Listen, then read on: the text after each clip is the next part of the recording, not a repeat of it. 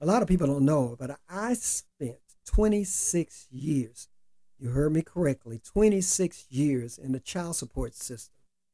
And I survived. Not only I survived, but I was able to come out of that thing with my mind. I maintained a relationship with my kids and their mother.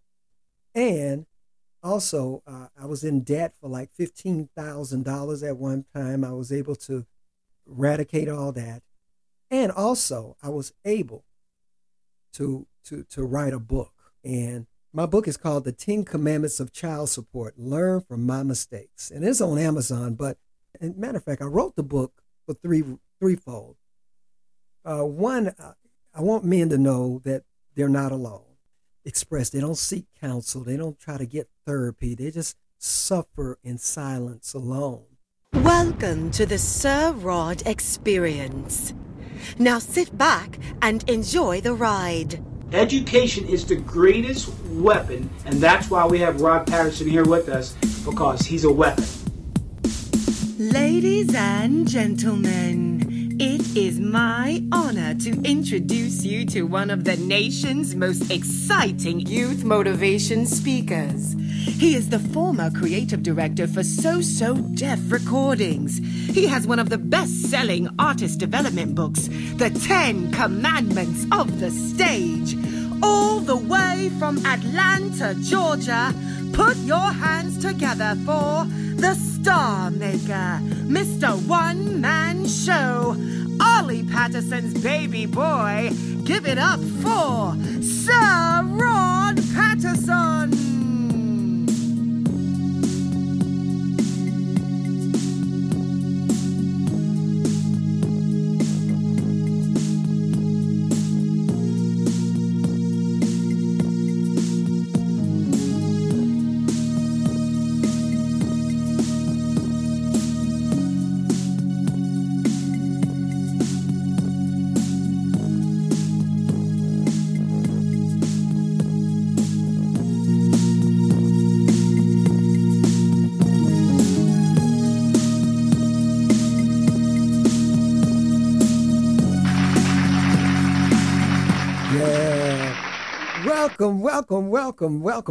Welcome to the new season of the SirRodCast. Oh my goodness, it's been a minute. Oh, I basically took the summer off, ladies and gentlemen. I didn't take it off. I was out on the road. I mean, Sir Rod and the Blues Doctors, we've been touring. Oh my God, we went to New York, Williamsport, Virginia. We were in Philadelphia at Jamie's House of Music. Where else we go? We were down in Piermont, New York. I got to see my daughter, my star child. I mean, I did a lot of stuff, and I'm actually late getting back. I was supposed to do this episode on August 1st, and I was so far behind when I got back off a tour that I'm just getting around to it, and hopefully we're going to knock these things out. This is the SirRodCast. For those of you first time tuning in, you have to go back to all my other 10 or 11 episodes to kind of get the gist of who I am. I started this podcast off, at first, I wanted to basically introduce myself to the viewing audience out there who may not know me from Adam. And the reason I named it SirRodCast, because I have a lot of different parts to what I do, sing, dance. I got a lot of talent. And so I wanted to have one platform where I could express myself, all these different facets of my talent to a wider audience. And also for the ones who may follow me on one lane, didn't know maybe that I paint, or didn't know that I'm an author, or didn't know that I'm a motivational speaker, or they only knew me from singing and dancing. So that was the purpose of this. And another reason why I named it SirRodCast, because I could cast a net over all my different facets of what I do. And that's what I'm hoping to do this new season. Season 2, I want to introduce, last season was more music and just the blues and all that thing. But I want to get more into, I think, a little more serious side of Sir Rod, the motivational speaking and the inspirational part of me, the author. I've written 7 books at this point. And the reason why I decided to do a turn, there's been several events that has happened over the summer and just recently that kind of steering me towards, Rod, it's good to have fun, but there's some serious things going on here in La La Land, in the world. and I have a gift. I have a way of looking at things and twisting and turning it in my mind. And I think it could be helpful and useful to some people who may be struggling out there. And also, I think I got another book simmering in me as well. So hopefully I get that out as well. But so in this turn or this pivot in this season, we're going to get into some of the books. I'm going to try to cover all my books that I've written and go in a little more in depth in the different areas that life experiences that I've lived and I would like to share. Now, over the break, I had someone in my circle reached out to me asking, they remembered that back in the day I wrote a book. And she said, was it a book about divorce or something like that? I said, no, it wasn't a book about divorce. I wrote a book about child support, that dirty word that most men get scared. Strong men knees get weak when you say those two words, child support. But I wrote a book back in 2014 about my experiences with child support. And a lot of people don't know, but I spent 26 years, you heard me correctly, 26 years in the child support system. And I survived. Not only I survived, but I was able to come out of that thing with my mind. I maintained a relationship with my kids and their mother. And also, I was in debt for like $15,000 at one time. I was able to eradicate all that. And also, I was able to write a book. And my book is called The 10 Commandments of Child Support, Learn from My Mistakes. And it's on Amazon, but I had a lecture that I did. And matter of fact, I wrote the book for threefold. One, I want men to know that they're not alone. I had someone reach out to me about that particular, about this particular book. Also, back in my hometown, there was a gentleman in the music industry, really in depth in the music industry, under a lot of pressure, evidently. And at some point, he threw in the towel. He cashed in his chips. He ended his life. Men seem to think sometimes that they're all alone. They're all alone. And that was one of the reasons. I don't know what that individual was going through, but that reminded me of the pressures that men internalize and hold on and don't express. They don't seek counsel. They don't try to get therapy. They just suffer in silence alone. So that was part of the reason why I wrote this particular book in 2014 was I want men to know that they're not alone. Also, help them be able to guide their way through this crazy system called child support. And more importantly, what I just mentioned before, I want to save some lives. Yeah, I want to save some lives. Now, that individual that ended his life, I don't think it was about child support. Who knows what his issues were. But I still read stories about guys who feel they're all alone. They're under pressure. They feel that no one understands them. And so at some point, they crack. And not only in their life, but sometimes in the lives of others because of the pressure from child support. So that was the purpose of my book. So this first episode, they flew me out to LA back in 2015 to speak to a group of men about child support. And I take this lecture that I did or my talk to this audience. And then I not only taped it, but it was so good, I took it and brought it into Final Cut Pro and I illustrated it. And then I put it online. It's on YouTube. It's a whole hour presentation of child support, just giving away the information that I think the most important information out of my book to help save some lives. So that's what these next two, I think I'll break it up in 3 sessions because I'm not going to make you listen to the whole thing. And I said I try to keep my my podcast episodes down to about 25 minutes, 30 minutes tops. So this first episode is the first third of my child support talk. And next week, I'll bring part 2. So guys, enjoy. I'm going to close this on out. Take a listen to the lecture. And also, if you got any questions, SirRodCast@gmail.com. SirRodCast@gmail.com.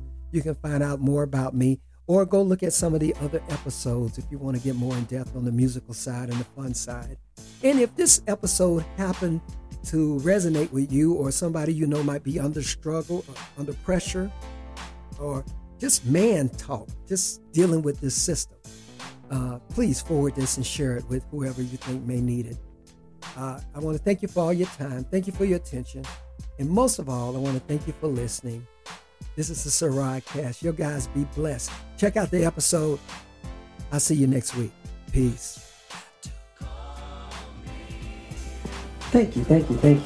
All right, before I get started, I want everybody to give a big round of applause to this particular organization for putting together this particular event. They've done a wonderful job. Give them a big round of applause. And while you're putting your hands together for them, I need you to put your hands together for yourselves, because it takes a certain type of guy, certain type of individual to attend a talk like this, so give yourselves a round of applause. Now, I'm going to be honest with you. I got a lot of information I'm going to be running past you, and because of that, I'm going to have to ask everybody to hold all the questions and comments to the very end of my talk, and I promise at that time I will open it up for a little Q&A. Also, now would probably be a good time to turn down the volume of your cell phones and try to restrain from text messaging, Instagramming, anything like that. You see, I'm a little ADD. Don't take much to get me thrown off. And if I get thrown off, I'm liable to start talking about anything like spaceships, aliens, and you don't want that. You want to keep me focused. I'm going to start things off today by giving a little more detailed information about myself to those of you who just may not know me from Adam. And for those of you who don't know me, my name is Rod Patterson, CEO, founder of a company called Sounds of Knowledge. And what Sounds of Knowledge does is we go into high school, middle schools, elementary schools, and we use music as a tool to get kids' attention. But once we have that attention, we hit the students with anti-bullying, anti-drugs, positive messages, and it's a pretty good thing. Matter of fact, it's a very good thing, because we've actually stopped some kids from committing suicide. So not only is it a good thing, it's also my passion.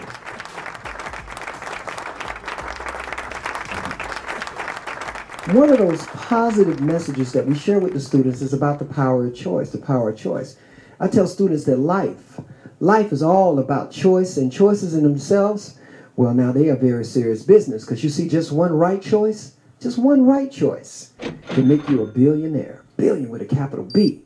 However, just one wrong choice could end your life. So as I said, that's serious stuff. I got a power of choice test I want to try out on you guys, because I'm a little curious to see how great big adults and teenagers fare against little bitty elementary kids. It's a simple test, but my test will require a little audience participation and just a little bit of your imagination. For my test, I'm going to need a door. Let's see this door right over here. Let's pretend that behind that door right now today is a pile of money. And ladies and gentlemen, when I say a pile of money, I do mean a big pile of money. It's like twice as tall as me. And it's full of nothing but hundreds, 50s, 20s, and 10s, gold and diamonds, iPads, iPhones, pink kittens, purple puppies. Whatever may float your boat is in that pile. And wait a minute, there's more. It's all absolutely free. Meaning if you can get back there behind that door right now today, it is all yours. Now question, how many of you guys will go back there right now and get as much of it as you can carry? Raise your hand. I'm with you. But there's a catch. Yes, there's always a catch. So you run over there to that door, and then you stop. You stop because you see a guy standing in front of that door, and at first you thought he was drunk because he was kind of rocking back and forth, but then you look a little closer, and then you say to yourself, self, he's not drunk. You see his clothes is tattered, he's got scratches in his chest, his face, his lip is split, his ears hanging off, there's a big bite mark out his leg, and there's blood everywhere. And then you'll say to him, excuse me, sir, but what in the world happened to you? And then he'll say to you, I tried to go behind that door with the big pile of money, I mean really big, like twice as tall as you, full of nothing but hundreds, 50s, 20s, and 10s, and gold and diamonds and iPads and iPhones and pink kittens and purple puppies and whatever may float your boat. But no one mentioned one single word about an 800-pound man-eating tiger also being off in that room. Now, ladies and gentlemen, with that newfound little bit of information, how many of you guys still will run right on off in that room? Raise your hand. Oh, yeah. You guys did way better than the kids. Now, I see a few hands still up, but I'm going to tell you just like I would tell the kids. There's really no right or wrong answer for this particular test. It's really all about a matter of choice. Now, you see, for myself, I would choose to get a tiger trainer, cage, tranquilizer, something to try to prepare before I try to go behind that door and mess around with Tony the Tiger. And see, that's what I like about most adults. See, most adults know how to take good information, wise information, dare I say valuable information, and we sometimes know how to use it and apply it immediately. And that's what I'm hoping will happen today, because you see, for all intents and purposes, the guy standing in front of that door, you see, he represents me. And all I'm going to try to do today is share with you guys some wisdom, some knowledge, some information that I've gained after being behind that door, which represents a child support system for over 26 years. Yeah, you heard me correctly. I said 26 long years. And when I finally surfaced, I surfaced with a few things. I surfaced with some wisdom, some knowledge, a book, and a mission. The name of my book is called The 10 Commandments of Child Support, Learn from My Mistakes. And my mission is threefold.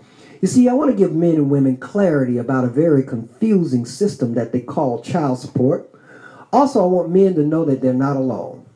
See, I think with men it's mainly a pride thing, and we tend to want to handle our business on our own. And because of that, we sometimes feel we're the only ones in the world going through what we're going through, and that's just not true. Finally, and more importantly, I want to save some lives. Yes, save lives. See, nothing breaks my heart more than when I read in a newspaper about a guy having a real bad day in court. He feels that the world is against him. He feels that he's all alone. And because of those things right there, he decides to end his life. And sometimes the lives of others, all because of child support or child support related issues. And that is a very, very sad thing. It's sad because I feel like if that guy had attended a talk like this, or had access to a book like mine, or maybe if I could have sat one-on-one with that individual, just maybe I could have relieved some of the pressure that he might have been under. And just maybe I could have gave him a little glimmer of hope. And perhaps, I might have could have turned his whole situation around. So that is my mission, and I think it's a noble one. Now, my plans today is to share with you guys 4 commandments from my book and 1 good tip. But before I can go one step further, or share anything else, my lawyer Dave had a few things he wanted me to share with you first. And this is what my lawyer Dave had the nerve to say to me. He said, Rod, this is important. I don't want you to mess it up, so I'm writing it down for you. So this is what my lawyer Dave says. Not me, but this is what Dave says. And Dave says, the views expressed by Rod Patterson are not necessarily the views of this particular organization, this state, this hotel, or anybody else in the world. I see Dave gets a little carried away when he's writing things down. He ain't have to add all that world stuff. Furthermore, the advice given is not meant to be legal advice or to replace the advice of an attorney. Guys, what Dave is really saying is you got to do your due diligence. You see, the information I'm getting ready to share with you, I like to call it get you in the ballpark information. It's general information. It's going to be up to you to take that extra step, that extra mile to find out what rules and regulations apply to you in your particular case. Because after all, this is child support or law-related stuff, and it's never ever a one-size-fit-all solution. Also, by all means, when you can't afford an attorney, get that attorney. But at least when you get your attorney, you won't be deer lost in the headlights. You're going to know what's going on. Now, with all the legal mumble-jumble out the way, I want to get this party started. And I'm going to start things off by giving you guys a real good tip first. Then we're going to jump into the juicy stuff, the commandments. And the very first tip I'm going to share with you guys today is I need you to know that child support, it is a system. It is a system. Now, right or wrong, good or bad, fixed or broken, it is what it is. And if you did not know what it is, I'm going to say it again, it's a system. Now, many of you have heard the term child support system before, and if you're normal, most people get stuck on the child support part, and they tend to ignore that little word called system. But you see, Sir Rod's not normal. To me, that's the most important word of all. For those who don't know what a system is a set of connected parts or things forming a complex whole. I repeat, a system is a set of connected parts or things forming a complex whole. A good example of a system would be your body, the human body. You see, you got your arms, your legs, your feet, your toes, hands, fingers, ears, eyes, nose, heart, lung, kidney. See, all those parts make up just one human body. In child support, it's no different. It has a body. But its moving parts, if you will, are the judges, the caseworkers, the magistrate, the enforcement unit, the police. See, all those are like the moving body parts for the child support body. But we all know that a body can't operate without a brain. In child support, it's no different. It has a brain. But its mastermind, the person that calls all the shots, by the way, the person that most men think is their mortal enemy, the person that says jump and you better say how high, the HNIC for child support, and that is head network in charge, by the way, is a computer. Yes, it's a computer. And I would love to try to tell you that it's a sophisticated computer. You know, like the kind you see in the movie, half human, half robot, glowing eye, going around blowing up things, talking about I'll be back. No. Child support computer is real basic. The reason why I say it's basic because it only does a couple of things. It only takes in data or information, and then only two types of data or information. Either good information or data, or bad information or data. And depending on that information, that tells the child support body exactly what to do. You see, if there's a lot of good information or data in that child support computer about your particular case, well, a lot of good things can happen for you, or you just may not hear from the people at all. And trust me, that's a good thing in itself. However, if there's a lot of bad information or data in that child support computer about your particular case, well, we've all heard horror stories about guys getting on the bad side of child support. That's probably why. Now, gentlemen, this is going to really blow your mind. Check this out. Listen. The child support computer only gets its information from two sources, only two places. Either the guy or his ex or his baby mama. Now, one could imagine if the only information going into that child support computer is coming from an individual's baby mama, well, I can imagine that that individual is not having very good interactions with child support. So this is the very first tip I need you guys to know. I need you to know that child support is a system that's controlled by a computer.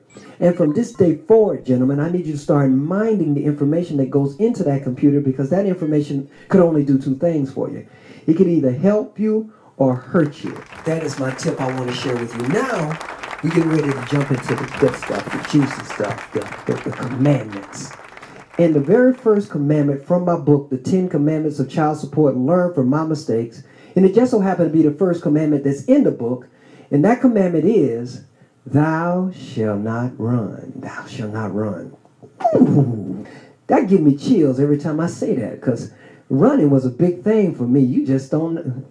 I don't think you guys understand exactly how big running was for me. If there was an Olympics for running and child support, I would have me a gold medal. No, better than that, I have a world's record. Because you see, ladies and gentlemen, I ran for 8 years. And I still would be running right now today if it wasn't for an unfortunate incident that ended my running career. I'm going to get into that in just a second. But before I do, I don't want you guys to get it twisted or misconstrued with me running and me being a deadbeat. Because you see, I was never a deadbeat. I always stayed involved in my kids' life. I just didn't like dealing with them child support people. See, to me, they were aggravating, confusing, and if we're being honest, folk just got on my nerve. But I found over the years, there's like three type of guys when it comes to dealing with child support. Yeah, three type of guys. The first type of guy, I call him the stand-up guy or Mr. Perfect. I call him Mr. Perfect because everything kind of goes right for this guy all the time. You see, he's got the perfect job. He's making so much money, he don't even miss the child support coming out his check. His ex-girlfriend get along with his new girlfriend. Both their kids get along. Now they all going on cookouts and camping trips together. They sitting around a campfire holding hands, singing Kumbaya, Brady Bunch song, and eating popcorn. His brother's got a rainbow over his house all the time. None of the kids cuss or fuss. What I'm trying to explain to you that this guy's situation is just absolutely sickening. I mean, perfect. It is absolutely perfect. Now, I'm not hating or throwing shade on the guy, but you meet those kind of people where everything just go right for him all the time. There's nothing wrong with that. I call that the stand-up guy. That's the first type of guy. Now, the second type of guy, I call him the runner. The The runner. And that was me. That was me. Yes, it was. It was me. Now, I want you to know one thing about the runner. Now, in the runner's heart, and bless his heart, he really wants to be that stand-up guy. But for whatever reasons, he finds himself running. And I found that men run for several different reasons. They run because they fear something, they don't understand something, or something that might happen that might make him a runner. Like he loses his job or a crazy baby mama.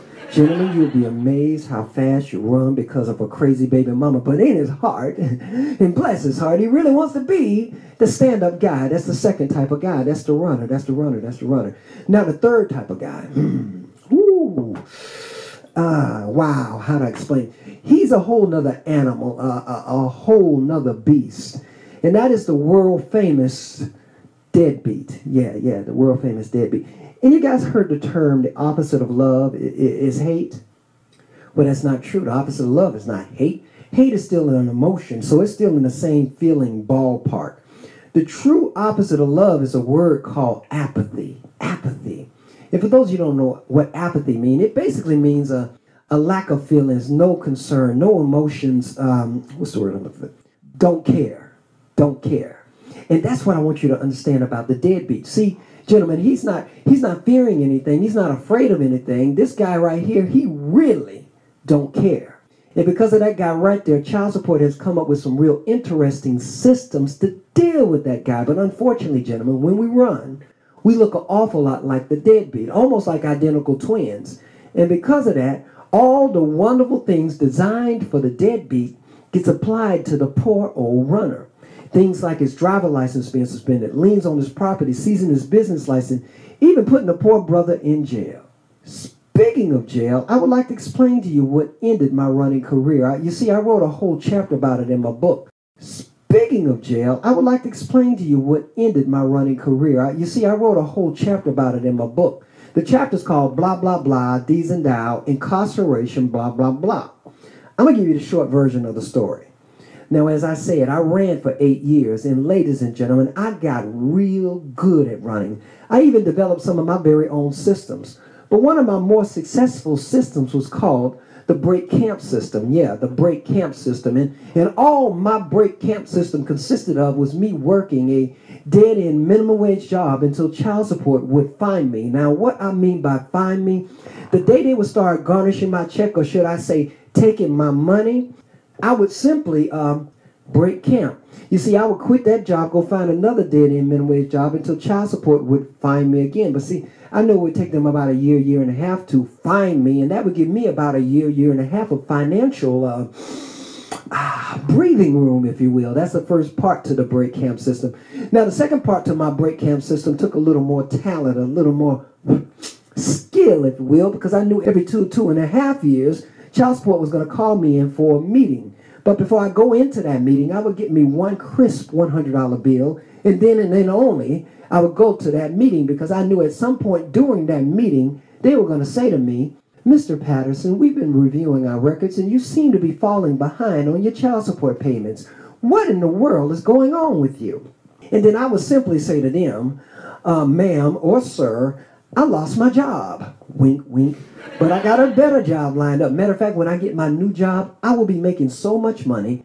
I'm inviting everybody to a cookout. We're going to sit around the campfire, hold hands, sing Kumbaya, eat some popcorn, and sing Brady Bunch songs. And they'll say, oh, that sounds like fun, Mr. Patterson, but do you have $100 to show us that you're serious about what you're talking? And then I would scratch my head and put a little puzzled face on and say, I don't know. You see, I lent my cousin Pookie some money the other day, and my mama got $5, and Ray and them got a couple dollars before that. See, I got to make some phone calls and see what I can scrape up. And at some point, I would just simply reach down in my right pocket, hand them that crisp $100 bill, and ladies and gentlemen, that would conclude my break camp system. And I want you to know one thing about my break camp system. Ladies and gentlemen, my break camp system was almost flawless. That's right, I said it was almost flawless. I'm trying to explain to you that it worked every time. It was almost flawless. There was only one little bitty flaw with my break camp system. Only one little bitty flaw. And that flaw was that I was building up a debt to child support. And after about 8 years in, my little bitty debt had risen to, say, about, I don't know, say about $15,000. And at $15,000, there should have been an alarm to go off inside my head. Some kind of warning to say, hey, dummy, at $15,000, these child support folk about to get real. Oh my goodness, they got really real.